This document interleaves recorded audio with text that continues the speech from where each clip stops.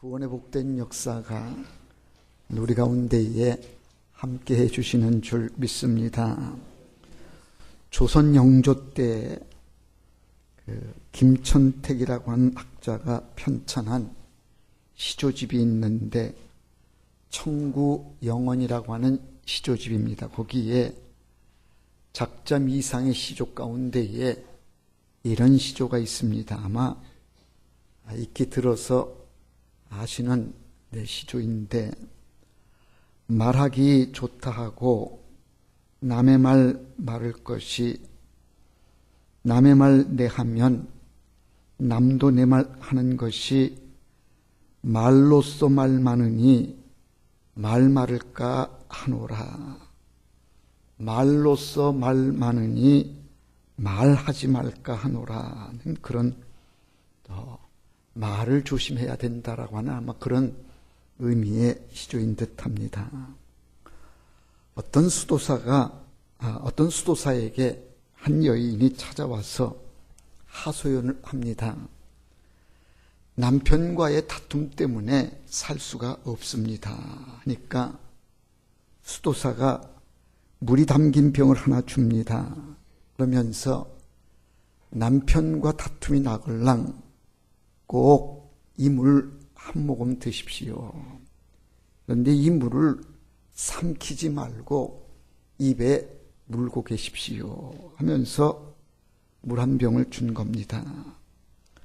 이 물은 참 신비한 물인데 이 물을 그렇게 물고 있으면 문제가 해결될 겁니다. 그래서 이 여인이 그 물병을 받아 들고 와서 이제 집에 왔는데, 그런데 또 다툼이 나니 수도사가 준 그 물병을 꺼내서 물 한 모금을 입에 물었습니다. 그리고 삼키질 않고 한동안 있었더니 그랬더니 참으로 문제가 해결된 겁니다. 참 신비한 물이구나. 감사해서 수도사에게 찾아가 가지고 감사를 표하면서 참 이 물이 신비합니다. 그렇게 다툼이 나고 갈등이 났는데 이 물을 마셨더니 문제가 해결됐습니다 하니까 수도사가 하는 말이 이 물은 그저 평범한 물입니다. 다만 침묵이 신비로울 뿐입니다 라고 그렇게 이야기를 하더라는 겁니다. 다툼이 났는데 물 한 모금을 삼키지 않고 입에 담고 있으니 다른 말이 나지 않고 침묵하는 가운데에 그 문제가 해결됐다는 겁니다. 성경에 보면 하나님께서도 침묵하시는 모습이 여러 곳에 나타납니다. 예를 들어 구약에 하나님이 침묵하신 경우를 보면 사울 왕에게서 볼 수가 있는데, 사무엘상 28장 6절에 보면 사울이 여호와께 묻자오되 여호와께서 꿈으로도 우림으로도 선지자로도 그에게 대답하지 아니하시므로, 아무리 사울이 하나님 앞에 물어도 하나님이 대답하지 않으셨다는 겁니다. 우리들도 종종 그런 경험을 합니다. 말 같지 않은 대화가 오갈 때에 우리는 침묵하게 되어지고, 대화의 내용이 수준에 미치지를 못하게 되면 그러면 우리는 또 그 대화에 침묵하게 됩니다. 시편의 말씀을 보면 자주 나오는 말씀이 하나님 앞에서 잠잠하라, 잠잠하라고 하는 말씀이 시편에는 많이 나옵니다. 신약 성경에도 보면 마찬가지인데, 누가복음 23장 9절에 보면 여러 말로 물으나 아무 말도 대답지 아니하시니, 예수님께서 헤롯왕이 여러 말로 물었을 때에 아무 말도 하지 않고 침묵하셨다는 겁니다. 침묵의 중요성을 누구보다도 예수님 먼저 하셨던 겁니다. 일찍이 이사야 선지자는 예수님께서 십자가를 통해 침묵하실 것을 예언하셨습니다. 이사야 53장 7절에 보면 그가 곤욕을 당하여 괴로울 때에도 그의 입을 열지 아니하였으며 마치 도수장에 끌려가는 어린 양과 털 깎는 자 앞에서 잠잠한 양같이 그의 입을 열지 아니하였도다. 메시아가 오시면 이렇게 십자가 앞에서 잠잠할 것이다. 이 말씀이 오늘 본문인 마태복음 27장 12절로 14절에서 성취되는 것을 보게 됩니다.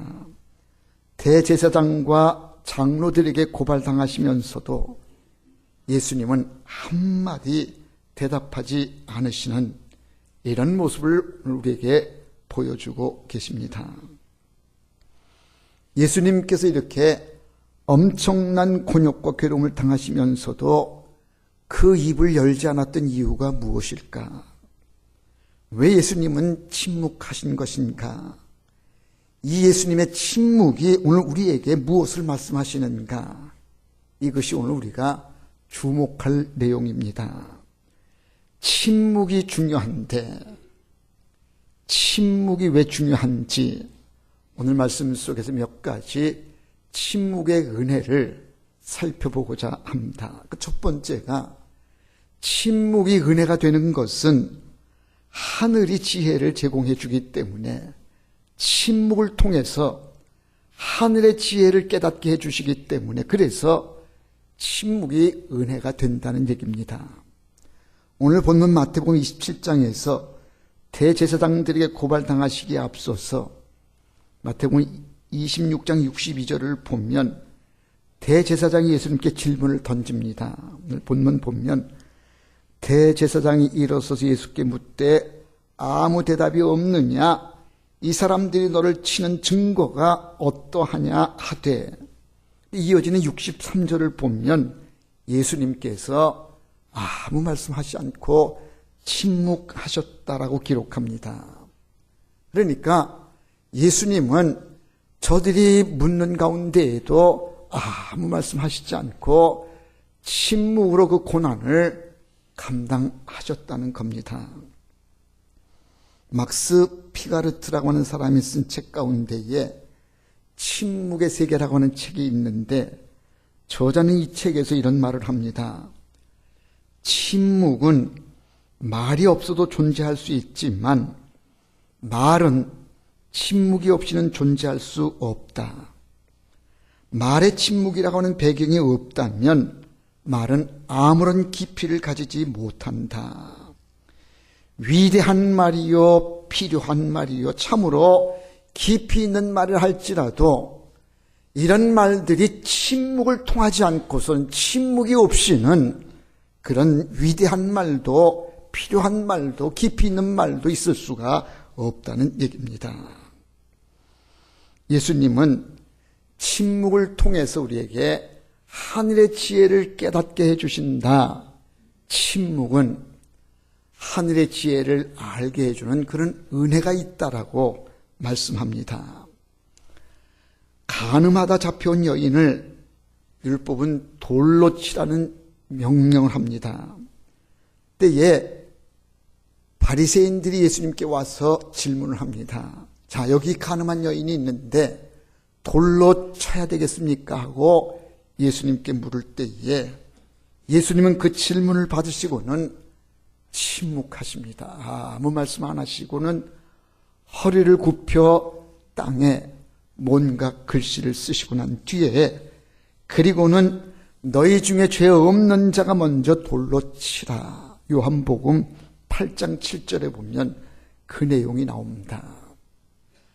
예수님, 당신은 이 간음한 여인에 대해서 어떻게 생각하십니까? 율법에는 돌로 치라고 되어 있는데 당신은 어떻게 생각하냐고 물을 때에 예수님은 아무 대답 안 하시고 침묵하셨다. 왜 침묵하시고 그 이후에 땅에 글씨를 쓰셨을까? 아마 침묵하시는 그 시간에 하늘의 지혜를 얻는 그 침묵의 시간이 그에게, 예수님에게는 지혜를 얻는 시간이었을 것이라는 겁니다. 침묵에 은혜가 있습니다. 여러분, 침묵의 영성을 배울 수 있기를 바랍니다. 가정에 우리 사소한 문제로 심하게 다투게 될 때에 왜 다툼이 커지는가 하면 감정이 상해 있을 때에는 어떤 말도 귀에 들어오지를 않는데 그런데도 불구하고 논리로 상대방을 설득시키려고 하다가 보니까 언성이 높아지게 되어지고 언성이 높아지게 되면 상대의 감정이 더 상하게 되어져 가지고 문제가 더 커지는 이런 상황이 되는 겁니다. 이런 때에 문제를 해결할 수 있는 길은 아무 반박도 하지 않고 조용히 듣기만 하는 겁니다. 그리고 흥분이 이제 가라앉고 감정이 좀 이제 가라앉은 다음에 그때 참고 인내하고 있다가 꼭 필요한 말만 하면 됩니다. 침묵할 줄 아는 사람이 하나님을 닮은 사람이고요. 누군가 말하기를 이 우주에서 침묵만큼 하나님의 모습을 닮은 것은 없다라고 말했습니다. 침묵은 하나님이 주시는 우리의 영성이 있고 침묵 속에 하나님의 뜻이 있음을 우리는 발견하게 됩니다. 하나님이 창조하신 모든 만물이 움직이는 것을 보면 소리 없이 움직이는 것을 보게 됩니다. 꽃이 필 때에 요란한 소리 가운데 꽃이 피는 것이 아니라 조용한 가운데에 꽃이 피고 열매를 맺을 때도 보면 무슨 요란하고 무슨 어떤 복적지근한 어떤 축제 분위기 속에 열매 맺는 것이 아니라 열매도 역시는 조용한 가운데에 소리 없이 열매를 맺습니다. 하나님의 창조의 세계는 이렇게 침묵 속에서 위대한 일들이 벌어지는 것을 우리는 보게 됩니다. 이런 얘기가 있어요. 타우로스 산이라고 하는 산이 있는데 이 산에는 독수리들이 서식하고 있다 그래요. 이 독수리들이 좋아하는 먹이가 두루미인데 두루미들이 이 타우로스 산을 지나갈 때에 독수리들은 그 산에 있다가 지나가는 두루미들을 잡아서 먹는다는 겁니다. 그런데 두루미들이 지나가는 것을 독수리들이 어떻게 아느냐?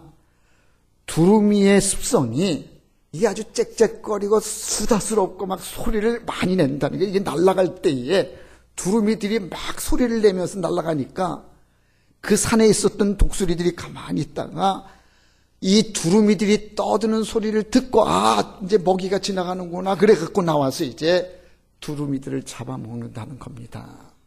그래서 많은 두루미들이 그 산을 넘다가 떠들다가 독수리에게 잡혀먹는 이런 상황인데 노련한 두루미는 그 산을 무사히 넘어간다는 거예요. 이 노련한 두루미들이 어떻게 이 타우로스 산을 넘어가느냐 했더니 이 노련한 두루미들은 이 산을 넘어가기 전에 먼저 입에다가 돌멩이를 하나 물고 간다는 거예요. 돌을 하나 물고 가니 떠들 수가 있네. 입을 벌릴 수가 없으니 잠잠히 이 산을 넘어가니 독수리의 먹이가 되지 않는다는 겁니다. 침묵이 우리를 은혜 가운데에 우리를 축복해 주시고 살게 해주는 은혜가 있음을 믿으시기를 바랍니다. 침묵은 그래서 하나님의 뜻을 깨닫는 시간이요, 은혜의 시간이다. 두 번째로 주는 침묵의 은혜가 있습니다. 그것은 침묵이 우리를 말의 실수에서 우리를 벗어나게 해주기 때문에 그래서 이 침묵이 은혜가 됩니다. 얼마나 많은 사람들이 이 말로 실수를 많이 하는지, 그 말만 하지 않았더라면 괜찮았을 텐데, 그 말만 하지 않았으면 큰 사고가 나지 않았을 텐데 그 말 때문에 내가 괜히 그 말 했구나. 그래서 우리가 후회할 때가 얼마나 많은가. 사도 야고보는 이렇게 교훈합니다. 우리가 다 실수가 많으니 만일 말에 실수가 없는 자라면 곧 온전한 사람이라. 우리가 다 말에 실수가 많은 사람들인데 온전한 사람이 되려면 말에 실수가 없어야 된다는 얘기고, 말에 실수가 없으려면 말수가 적어져야 된다. 침묵해야 그래야 말수가 적어지게 되어지고, 말수가 적어져야 그래야 말의 실수가 적어지지 않느냐는 겁니다. 구약 성경의 잠언서는 우리의 삶에 많은 지혜를 주는 책인데, 특별히 잠언 18장에 보면 말에 대한 교훈들이 많이 나와 있습니다. 잠언 18장 2절에 보면 미련한 자는 명철을 기뻐하지 아니하고 자기의 의사를 드러내기만 기뻐하느니라. 말이 많아 자기의 의사를 드러내기만 기뻐하는 이런 사람이 이제 미련한 사람이라는 거고요.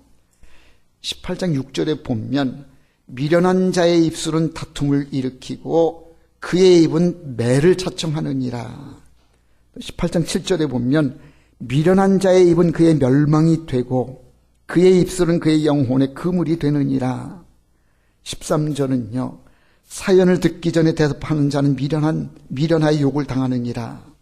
21절에 보면 중요한 말씀인데, 죽고 사는 것이 혀의 힘에 달렸나니 혀를 쓰기 좋아하는 자는 혀의 열매를 먹으리라. 말을 어떻게 하느냐? 말에 따라서 결정되어지고 열매를 먹게 되어진다. 말을 조심해야 된다는 얘기입니다. 여호수아 6장에 보면 하나님 이스라엘 백성들에게 여리고성 함락을 위해서 여리고성을 돌라고 하시는 명령을 하십니다. 근데 이 여리고성을 돌라고 명령하셨을 때에 추가로 주신 명령이 뭔가 하면, 성 주위를 돌 때에 너희들은 잠잠해라. 조용히 돌아야 된다. 그렇게 명령하십니다. 여호수아 6장 10절에 보면 그렇게 기록되어 있는데, 여호수아가 백성에게 명하여 가로되 너희는 외치지 말며 너희 음성을 들리게 하지 말며 너희 입에서 아무 말도 내지 말라. 그리하다가 내가 너희에게 명령하여 외치라 하는 날에 외칠지니라. 성 주위를 돌 때에 조용히 돌아라. 조용히 해야 할 때에 조용히 했다가 내가 명하여 이제 외치라 할 때 그때에는 소리를 크게 외치라. 이게 여리고성을 무너뜨리는 작전이었고 하나님의 방법이었습니다. 그러니까 왜 여리고성을 돌 때에 침묵하라고 하셨을까? 이것도 생각해 보면 아마 그랬을 것 같아요. 성 주위를 돌라 그랬으면 아마 백성들이 조용히 하라 그렇게 명하시지 않았다면 막 떠들었을 거예요. 야, 이거 뭐 여리고성을 무너뜨리는데 이 방법밖에 없냐? 뭐 이렇게 돈다고 해서 이게 무슨 뭐 여리고성이 무너지겠냐? 이건 매일 한 바퀴씩 돌다가 내가 돌아버리겠다. 야, 이게 무슨 이런 방법이 있냐? 이러면서 막 불평하면서 막 떠들면서 막 이렇게 돌았을 것 같아요. 그런데 이 성주를 돌 때에 떠들지 말아라. 조용히 해라. 이런저런 불평의 소리, 불만의 소리 하지 말아라. 그냥 잠잠히 성을 돌아라. 조용히 해야 된다는 겁니다. 그리고 내가 외치라고 할 때 그때에 큰 소리로 외쳐라. 잠잠해야 할 때에 잠잠하고 소리를 내야 될 때 그때에 소리를 내라고 그렇게 말씀하십니다. 여러분, 우리의 인생길에도 여리고성 같은 그런 장벽들 또 이런 문제들 앞에 있을 때에 우리가 그 여리고성 같은 문제들을 어떻게 극복할 것이냐. 여기서 우리는 이스라엘 백성들이 여리고성 주위를 돌았던 때를 우리는 기억해서 잠잠해야지. 하나님의 때를 기다리면서 내 속에 원망도 나오고 불평도 나오고 왜 이런 일이 있느냐고, 이렇게 한다고 뭐가 되겠느냐라고 하는 이런 생각이 들어도 잠잠하라. 그러면 잠잠해야 된다는 거예요. 하나님의 때를 기다려야 되는 거예요. 우리가 말이 많다가 보면 말에 실수하게 되어지고 말로 죄를 짓게 되어지는데 원망도 불평도 다 이 말 속에서 나오게 되는데 잠잠하라. 조용히 하라. 여러분, 여러분들이 지금 내는 소리들은 어떤 소리를 내고 있습니까? 여러분들이 지금 말하고 있는 말들은 지금 믿음의 말을 하고 있습니까? 아니면 원망이요 불평의 말들을 하고 있습니까? 이 세상에는요, 얼마나 쓸데없는 소리들이 많은지 모릅니다. 이게 소리의 공해인데 정말 필요한 말, 유익한 말을 해야 되는데 불필요한 말 많다가 말로 범죄하고 말로 죄를 짓고 말로 상처를 입히는 경우들이 얼마나 많은지. 말을 적게 해야 되는데 침묵은 그래서 우리에게 말로 범하는 죄, 말의 실수를 줄이는 은혜가 있다. 여러분, 이제 침묵의 영성을 배우시고요, 잠잠해야 될 때에 잠잠할 수 있기를 바랍니다. 침묵의 세 번째 은혜가 있는데 그건 뭔가 하면 하나님의 뜻에 나를 맡긴다라고 하는 그런 의미가 침묵 속에 있습니다. 이스라엘 백성들이 출애굽할 때에 홍해 앞에 서게 됩니다.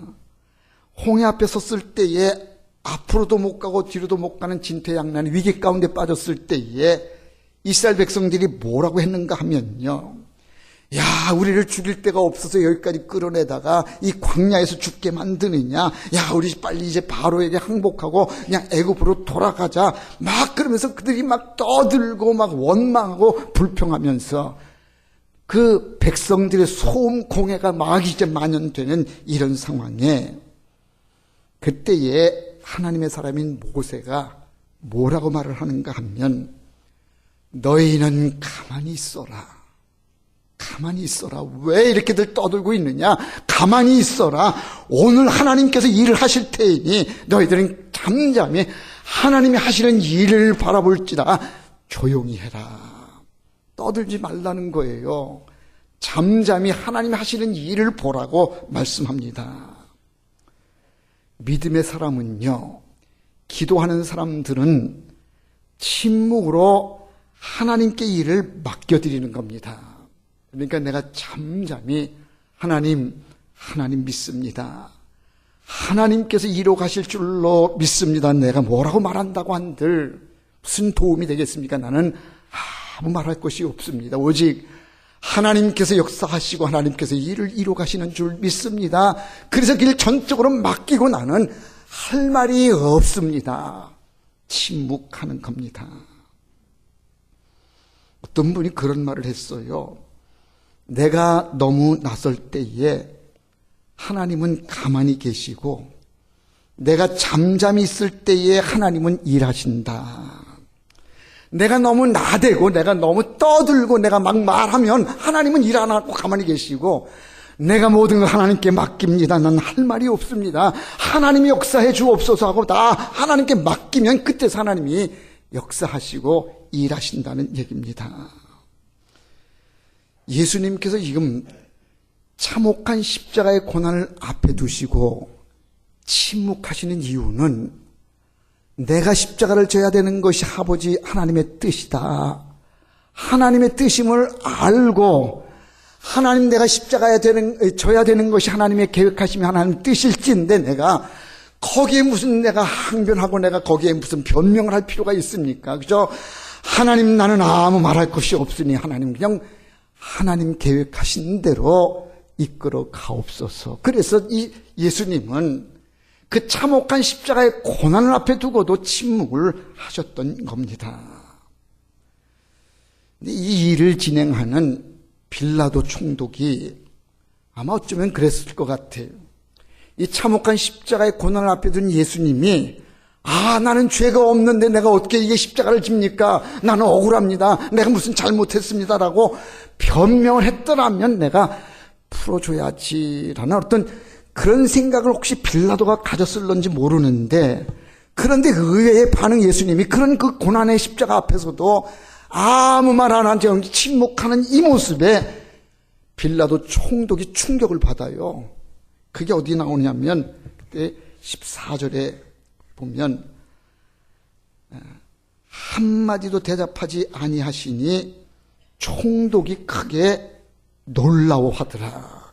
이 빌라도가 생각하기에는 예수님이 참혹한 억울한 십자가 앞에서 뭔가 변명도 하고 억울하다고 뭐 자기의 심정을 토로하고 그럴 줄 알았는데, 그런데 보니까 예수님이 그 십자가의 고난 앞에서, 억울한 십자가 앞에서도 아무 말 하지 않고 침묵하시니 그 모습을 보고 이 빌라도가 놀라워했다는 겁니다. 십자가는 고통스러운 것이고 수치스러운 것인 건데, 그런데도 예수님은 그게 아버지의 뜻인 줄 침묵으로 받아들이고 그걸 감당했던 겁니다. 여러분, 우리는 종종 그러지 않습니까? 억울해서 난 못 견디겠어. 아니, 이 이야기는 꼭 짚고 가야 되겠어. 내가 이건 아니지. 이거는 내가 억울해서라도 나 이건 꼭 밝히고 가겠어. 또 그런 상황들을 우리는 많이 만나잖아요. 그런데 우리가 지금 하나님 임재 앞에 있다고 하면, 하나님께서 우리의 삶을 다 통찰하고 계신 걸 우리가 믿는다고 하면, 나의 이 억울한 심정도 내가 뭔가 말을 해야 되는 이런 상황임에도 불구하고 말하지 않는 이런 상황도 주님은 다 알고 계신다라고 우리가 믿는다면, 그러면 내가 말하지 않아도 하나님은 아시지. 내 이 억울한 형편을, 억울한 심정을 하나님은 다 아시지. 하나님의 임재를 안다고 하면 우리는 그것까지도 다 받아들이고 우리가 침묵으로 우리는 그거를 우리가 넘길 수 있지 않겠느냐는 겁니다. 믿음으로 사는 성도는 그래서 하나님 앞에 잠잠해야 되고, 우리가 잠잠하면 하나님은 친히 도우시고 역사하시는 거 믿으시기를 바랍니다. 옛날 어느 마을에 처녀가 임신을 해서 아기를 낳았어요.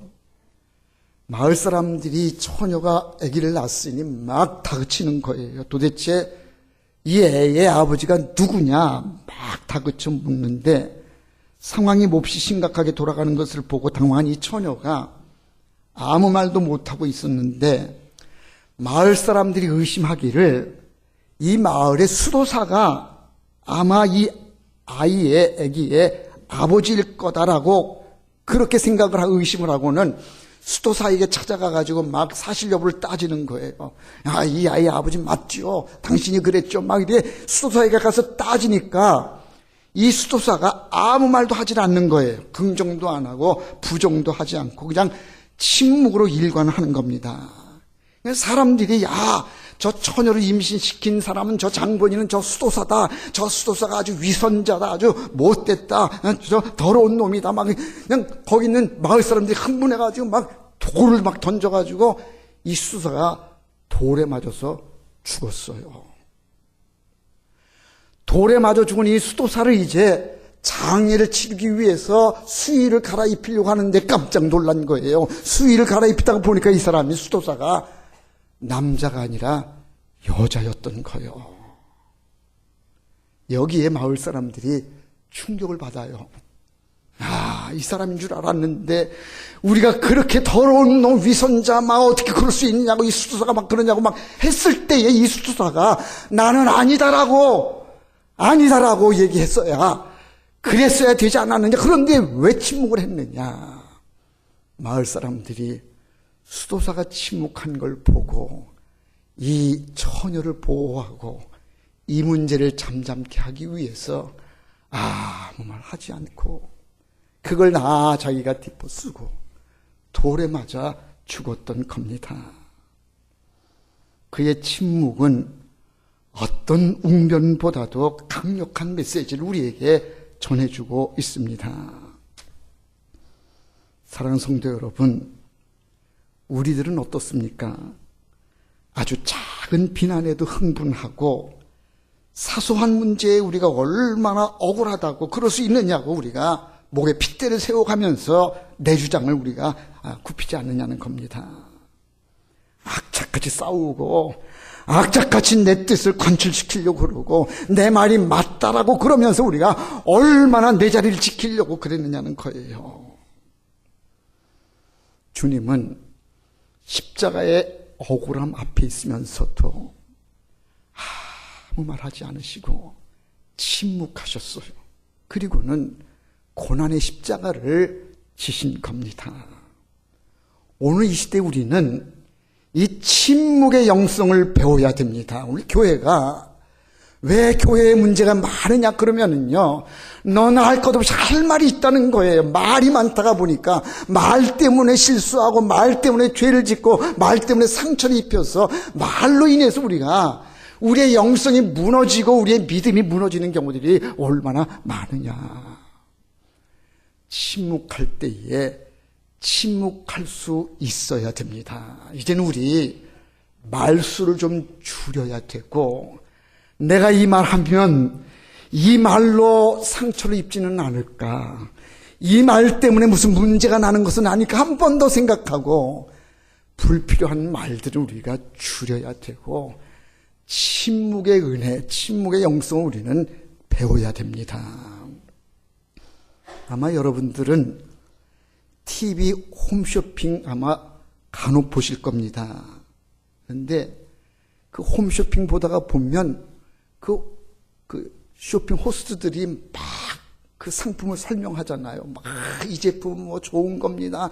이건 뭐 그냥 값이 싼 겁니다. 이건 딱 맞습니다. 뭐 좀 이러면 이건 뭐 좋은 거다 막 그러다 보면 괜히 그거 막 필요한 것도 아닌데 그냥 충동 구매해가지고 막 이제 사게 되고, 그러다가 또 반품하기도 하고 막 또 이러잖아. 막 근데 막 선전하고 막 그러면 그냥 막 가슴이 벌렁, 이게 마지막 방송입니다. 그러면 막 또 가슴이 벌렁벌렁해서 이번 기회에 놓치면 이거는 이제는 못 사는가 보다 하고 막 벌렁벌렁 하다가 이제 막 사는데, 그런데 여기 아주 중요한 게 있어요. 어느 홈쇼핑에서 막 그 쇼핑 호스트가 나와가지고 막 제품을 막 설명을 막 하는데, 막 쉼 없이 막 제품 막 좋다고 막 할 때에 이게 구매, 이게 이제 거기 뭐 이렇게 나오나 봐요. 이제 전화로 이렇게 막 신청하고 그러면 지금 뭐 전화 주문자가 몇 명이고 뭐 지금 뭐 이게 나오는데, 이걸 이렇게 보니까 이 막 설명을 막 하고 막 이게 좋은 겁니다. 이게 마지막 기회입니다. 이제 다시는 기회가 없습니다. 이번 기회에 사는 사람들한테는 막 뭐 더 얹어줍니다. 막 뭐 추가해줍니다. 막 그러니까 막 벌렁벌렁 하다가 막 하는데, 그때의 주문이 올라가는 게 아니래요.